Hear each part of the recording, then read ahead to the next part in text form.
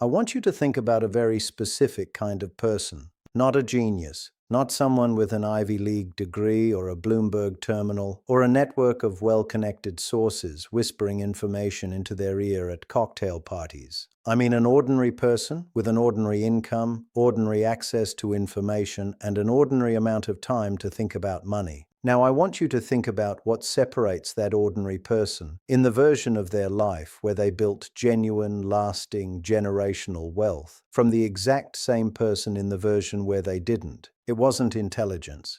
The research is overwhelming on this. The correlation between raw intelligence and long-term investment returns is remarkably weak. Plenty of brilliant people have destroyed wealth in markets. Plenty of people with no formal training have built extraordinary amounts of it. It wasn't information either. We live in the most information-saturated era in human history. Everyone has access to the same headlines, the same data, the same analyst reports. If information were the variable, the outcomes would be more evenly distributed than they are. Here's what it actually was. In every case I've studied, and I've spent the better part of my adult life studying this, the variable that separated the two versions of that ordinary person was one thing: whether or not they recognized the window, and whether they had the preparation to act when it opened. Because the windows are rare. They don't announce themselves. They don't come with flashing lights or universally agreed upon labels. They arrive inside periods of confusion and discomfort and noise, exactly the kind of environment that causes most people to do the opposite of what the window requires.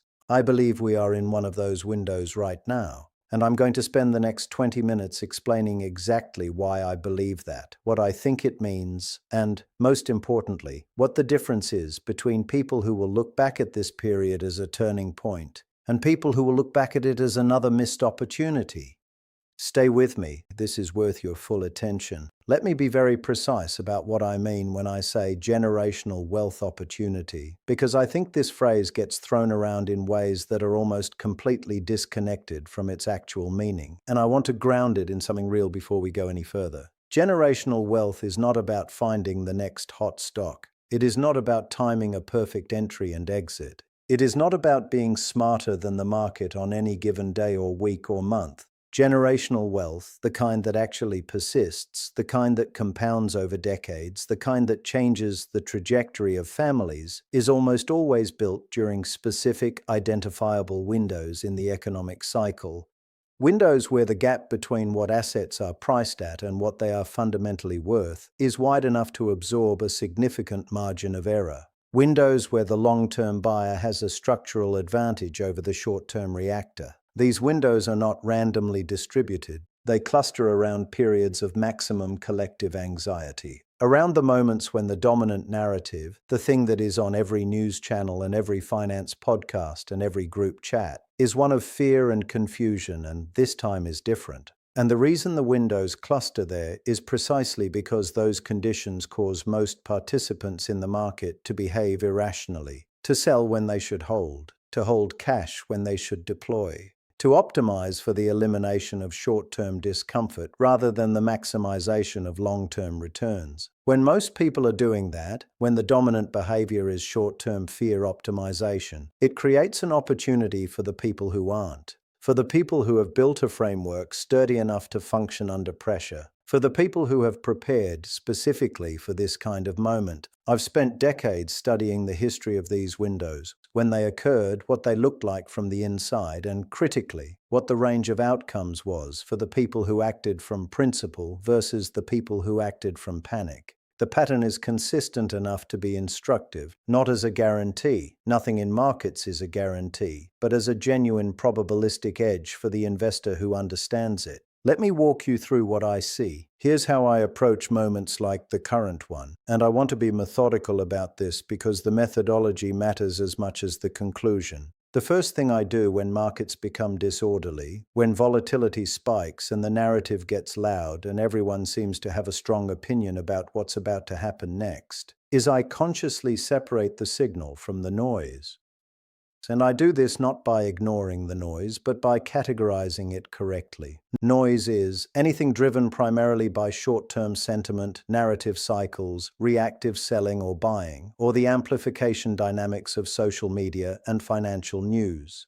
Noise moves fast. It feels urgent. It generates enormous emotional energy. And it is, in the overwhelming majority of cases, completely irrelevant to the long-term picture. Signal is anything that reflects actual, durable change in the underlying productive capacity of the economy, in the actual fundamentals of businesses, in the real mechanisms by which wealth is created and distributed over time. Right now, we have an enormous amount of noise. Geopolitical uncertainty, shifting trade dynamics, inflationary pressures that may or may not persist, technology transitions that are genuinely disruptive in ways that nobody can fully map yet.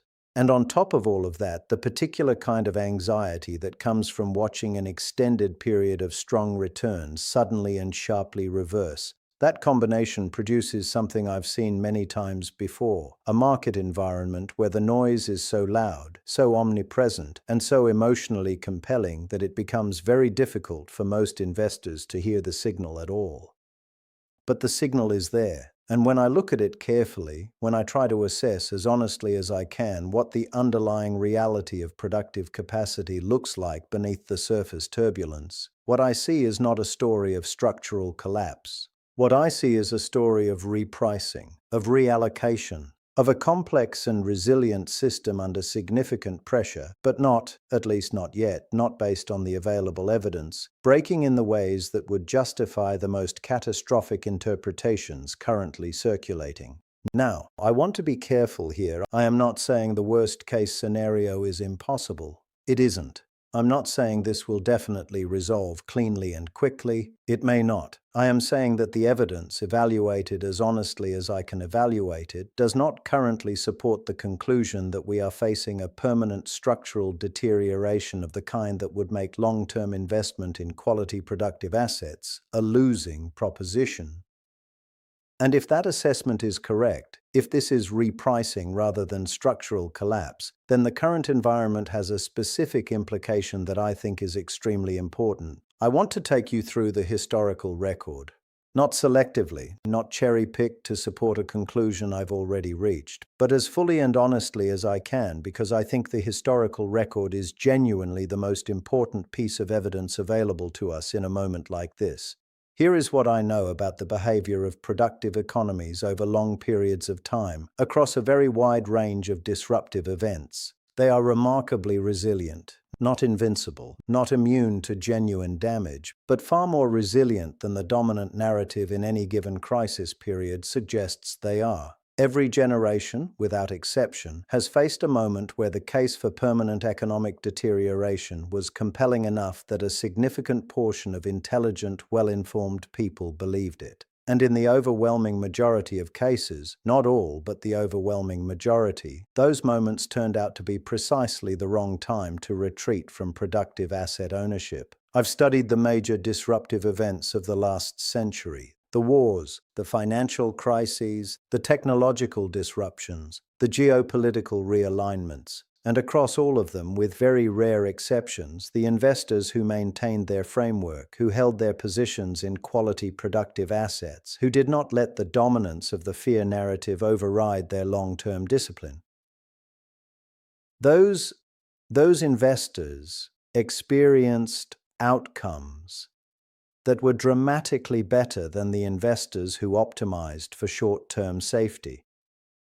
This is not a complicated observation. It's not a secret. It's something that virtually every serious student of market history acknowledges. And yet in practice, in real time, when you're inside the fear, when the narrative is loud and the discomfort is real, it is extraordinarily difficult to act on it. Because your nervous system is not calibrated for long-term optimization. Your nervous system is calibrated for short-term threat avoidance. And when markets are doing what they're doing right now, your nervous system is telling you, very loudly and very insistently, that the threat is real, and the right response is to get safe immediately. The entire discipline of long-term investing, the entire reason it requires a framework, a set of principles, an explicit commitment to a process, is that it is fundamentally a practice of acting in ways that your nervous system will resist. Again and again, in every cycle, in every period of genuine fear, the investors who do this well are not the ones who feel less fear. They feel the fear. They just have built enough of a framework to not let the fear drive the decision. Let me be more specific about why I think the current moment is worth paying particular attention to.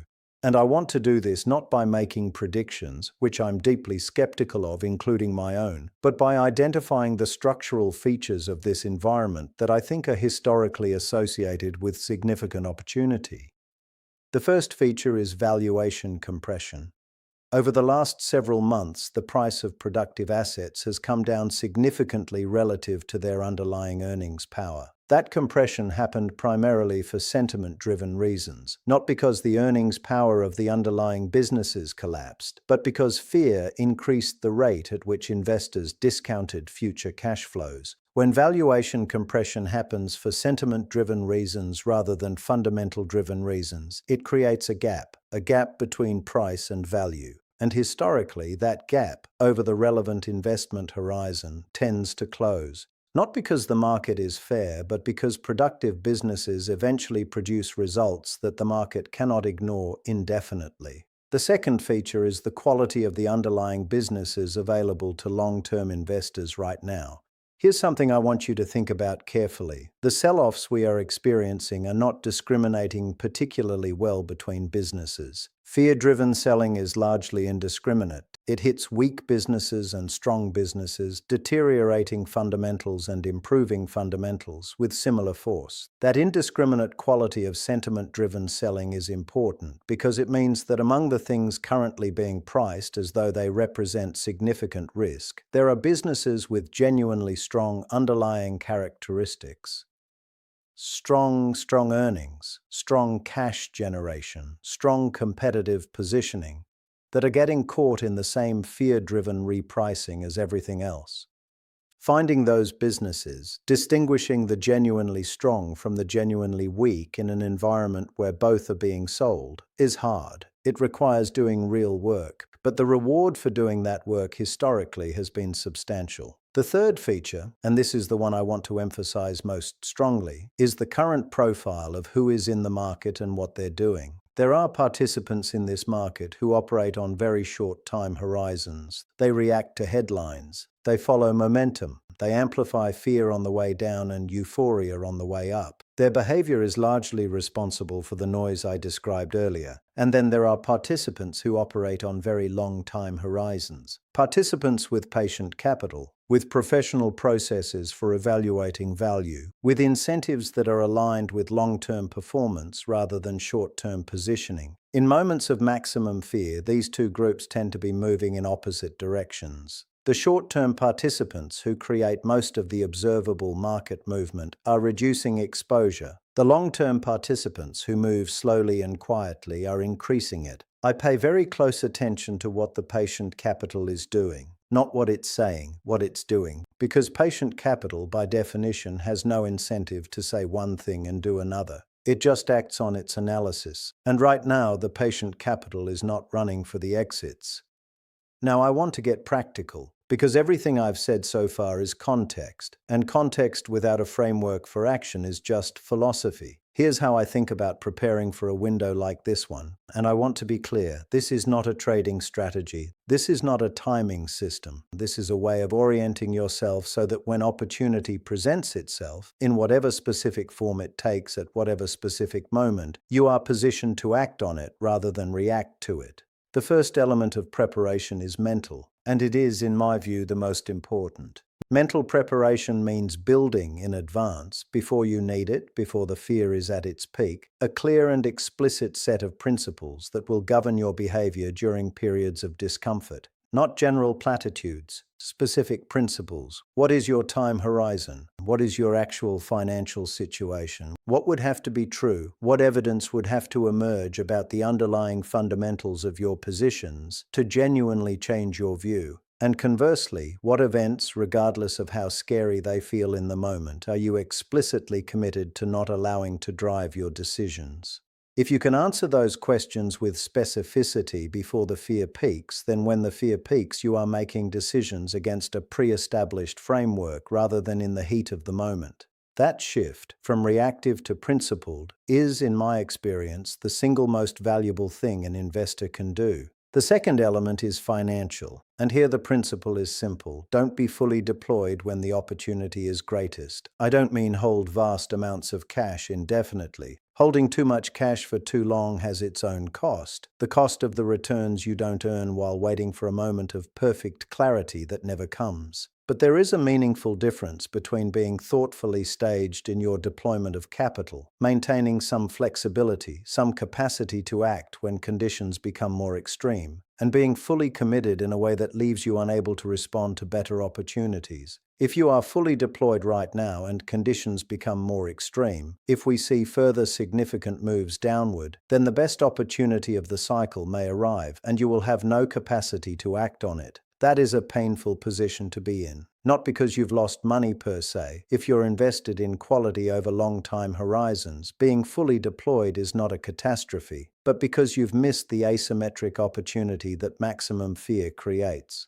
The third element is selectivity, and this is where the real work lives. Not all productive assets are equally attractive in a moment like this. The indiscriminate quality of fear-driven selling creates opportunities, but it also creates traps. There are businesses that are cheap for good reasons, businesses that are genuinely deteriorating, that face real structural headwinds, that were priced at unsustainable multiples during the euphoric phase and are now correcting toward more realistic levels. And there are businesses that are cheap for the wrong reasons, businesses with strong fundamentals that are caught in the same sentiment-driven selling as everything else. Doing the work to separate those two categories, building the analytical framework to identify which businesses have the characteristics that historically drive long-term value creation. That work is the entire game, and it cannot be done for you. It cannot be outsourced to a headline or a hot take or a YouTube comment. It has to be done by you, specifically with respect to your own situation, your own time horizon, and your own risk capacity.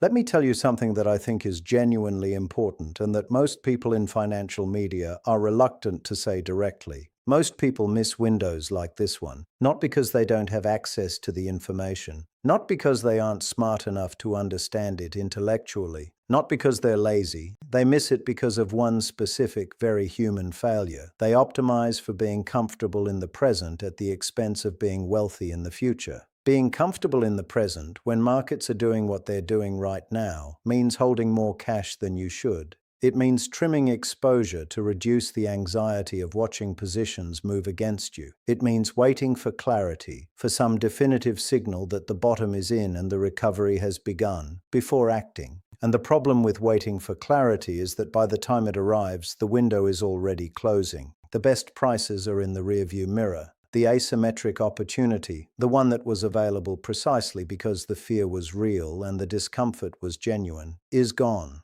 This is the fundamental paradox of wealth building through markets. The moments that feel safest to act are almost never the moments that are actually most opportune. And the moments that feel most dangerous, the moments when every instinct says, wait, not yet, not now, are almost always the moments when the underlying math is most favorable for the long-term buyer. Understanding that paradox intellectually is not difficult. Acting on it, against the full weight of your own emotional response, against the dominant narrative in your information environment, against the collective behavior of most of the people around you, is one of the hardest things I know.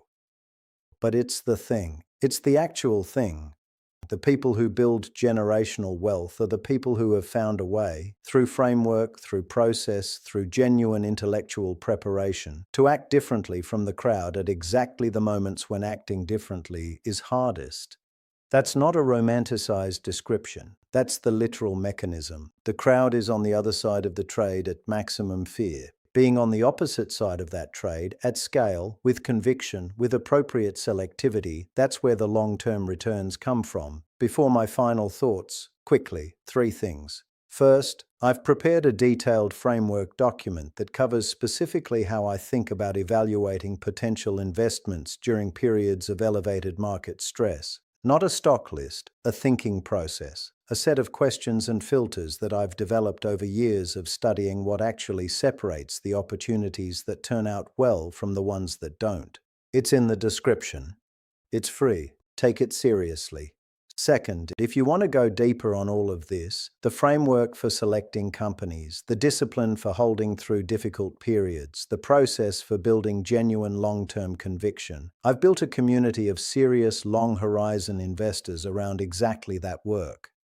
People who are committed to doing this properly and not looking for shortcuts. If that sounds like what you need, the details are in the description. And third, subscribe if you aren't already, because this window is not going to stay open forever. And when the environment shifts, I want to be here to walk through that transition with you as well. Let me close with this. The title of this video is Last Big Wealth Opportunity for a Decade. Get ready. I chose those words deliberately, not to generate clicks, though I understand that's how it reads, but because I genuinely believe them. The windows I've described, the periods where fear-driven repricing creates a genuine gap between price and value, where the patient long-term investor has a structural advantage over the reactive short-term participant, those windows are not open constantly. They require specific conditions that are uncomfortable enough to drive the behavior that creates the opportunity. Those conditions exist right now, in ways that I haven't seen them exist simultaneously for quite some time. And the people who will look back at this period as a turning point, as the moment when the trajectory of their financial lives shifted in a durable and meaningful way, will be the people who did the work right now, not tomorrow, not when it's more comfortable. Right now, while the discomfort is real and the noise is loud and the easy thing is to wait, the decade ahead will reward the people who prepared for this moment, who built the framework, staged the capital, did the analytical work, and then, when the window was open, acted from principle rather than from fear. That's the opportunity. That's what get ready actually means. I'll see you in the next one.